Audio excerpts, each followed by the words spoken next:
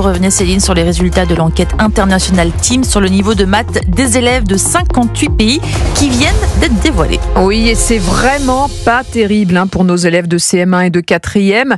Louis Salé, la France est une fois encore l'une des plus mauvaises de l'OCDE et de l'Union européenne. Louis Salé qui nous rejoint à l'instant dans le studio. Bonjour Louis Salé, je le disais, cette enquête Teams internationale tous les 4 ans avec ses résultats désastreux pour nos petits Français.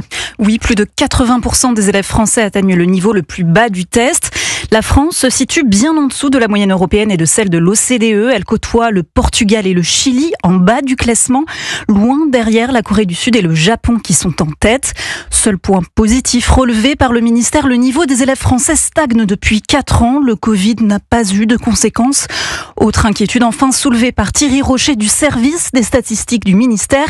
L'écart filles-garçons est le plus élevé des pays testés en CM1. Les garçons ont progressé de 5 points, tandis que les filles ont régressé de 5 points. Donc l'écart qui était de 13 points il y a 4 ans est passé à 23 points aujourd'hui. Pourquoi les filles décrochent par rapport aux garçons? On sait qu'il se passe quelque chose au cours de l'année de CP. Et ça dépend sans doute pas que de l'école, c'est quelque chose de beaucoup plus large. Ça interroge la place des mathématiques aussi dans la société en général. En 2019, un plan mathématique avait été lancé sur initiative du médaillé Fields, Cédric Villani. 185 000 profs en primaire ont été formés depuis pour mieux enseigner les maths aux tout petits. Des mesures qui peinent donc à porter leurs fruits. Merci Louis Salé, spécialiste d'éducation européen qui reprend son souffle.